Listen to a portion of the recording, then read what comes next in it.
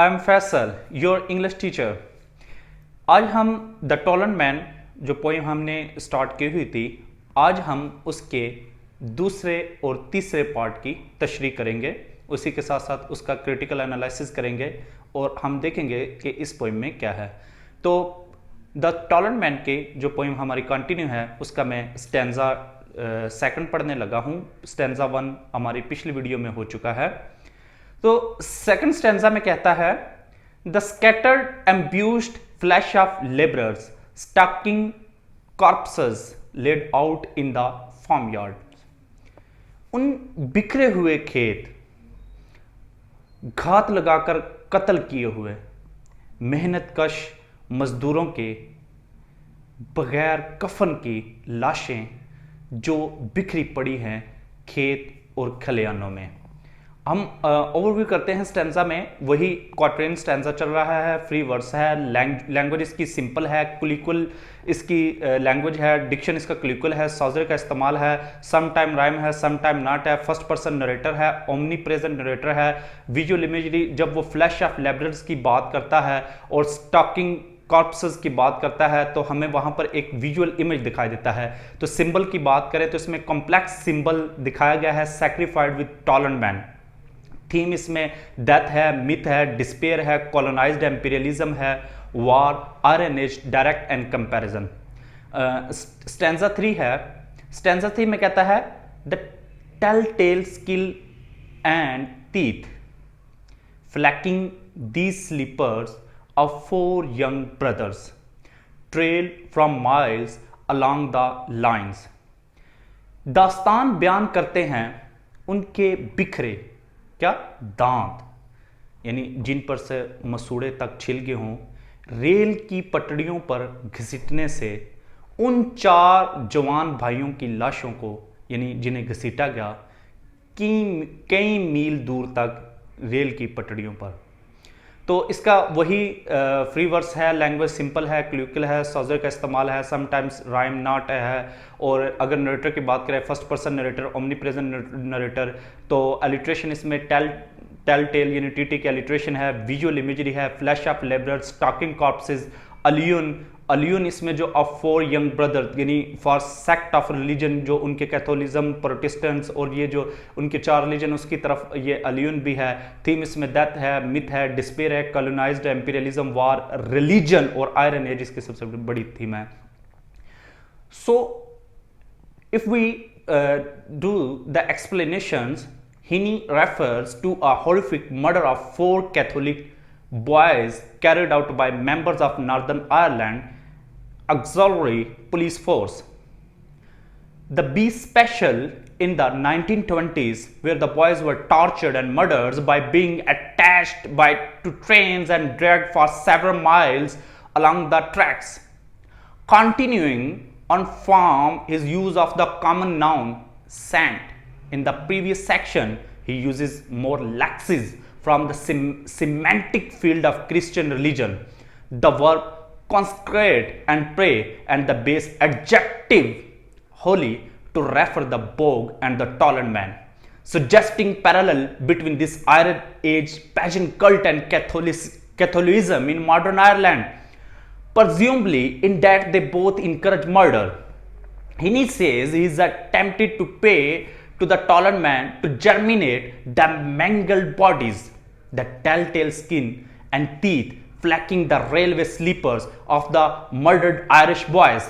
Just as the pageant prayed, the Toland man would germinate the seeds in his stomach and let them grow into good corpses of the following years, presumably so that they grow into good corpses of the following year, presumably so that will grow into more men to fight for the causes of the Irish independence. Heaney appears to be alluding to the ancient Greek legends of Cadmus and Jason, who showed dragon's teeth which grew into the fierce warriors. The seeds and pods of the Toland man buried in the bog in the first stanza, ready to germinate and grow later, have become symbols of the violence of the past which lies waiting in the bog of the collective Irish memory, ready to go again into new violence. The suggestion in that he feels angry about the murders of the Catholic, understands why Catholic parliamentarians retaliate and is tempted to support the retaliation which escalate the violence. His anger is underscored by the phonology here, the consonants on the harsh, soft palate plosive K could consecrate the cauldron, scattered stocking corpses, skin flicking, and the alveolar percussive. However, at the same time, he knows that the perpetuating the cycle of the violence would be wrong. He used the modal auxiliary verb could, which suggests only the theoretical possibility. Negative modal shading, implying that although he is threatening to do this, he won't actually go through with it. He also uses the common noun cauldrons, which has connotations of witchcraft and paganism, to pre-modify the noun bog, and uses the abstract noun blasphemy to refer to the act of praying to the tolerant man to aid his revenge, suggesting he is aware that it would be evil and unchristian. Conclusions: I could risk blasphemy. Second section of the poem suggests fears in the minds of the poet. He fears that he has committed blasphemy as he does not find these violent rituals fruitful. It is again reference for his own people. Seamus Heaney has seen slaughters of Irish peoples who were killed ruthlessly in the Civil War. They may be called freedom fighters, but first they were laborers and ordinary people. They were innocent who neither wanted any kingship nor were they devoted to wealth but a free life. So अगर इस part में हम सीमस हीनी के काम में एक किस्म की यूनिवर्सैलिटी दिखाई देती है। वी नाउ के जो बोग के लोग हैं वो अपने मजहब, जुबान और नस्ल के लिहाज से मुख्तलिफ थे। इसके बावजूद इंसानियत हर मजहब की माँ है और इसके नस्लों और कौमों पर तरजीह दी जानी चाहिए। Something of his sad freedom as he rode the tumbril should come to me drawing, saying the names। तो पोइम के तीसरे हिस्से में स्टेंजा 1 में शायर कहता है, कुछ अजब सा महसूस होता है इसकी आज़ादी की दर्दनाक दास्तान को जानकर। जब इस कदीम आदमी को छकड़े में डालकर दलदल में दूर फेंका जाता था, मुझे ऐसा महसूस होता है कि मेरा जी मचल जाता है और मैं बेखुदी में इन जानिसारों के नाम पुकारने लगता हूँ। अगर हम ओवरव्यू करें, क्वाट्रेन, स्टैंजा, फ्री वर्स है, लैंग्वेज सिंपल है, आप यहाँ पर देख सकते हैं।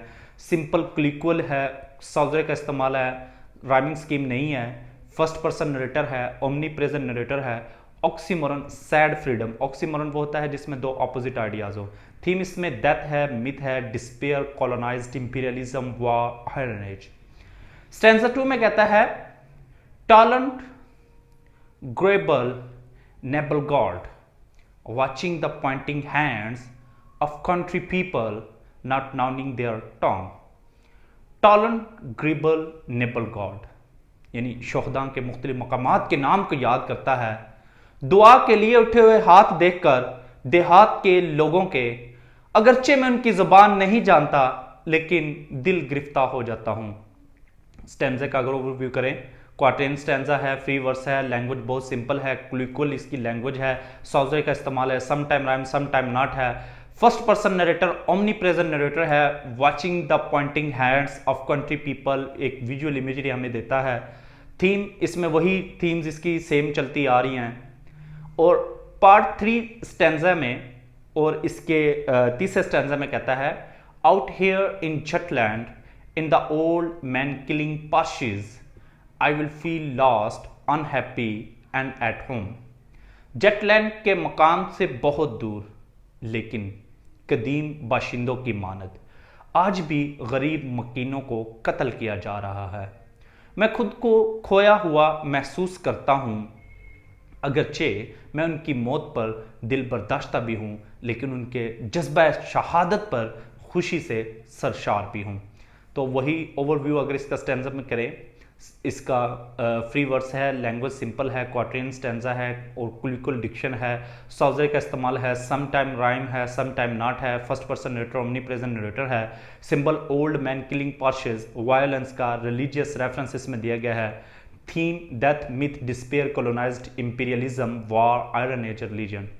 अगर हम इसकी एक्सप्लेनेशन करें, सो Heaney moves on now from the past back to imagine future of the section 1 shown by the modal auxiliaries in should and will, which refer to the future time when he goes to Denmark to see the Talent Man at Silkeborg.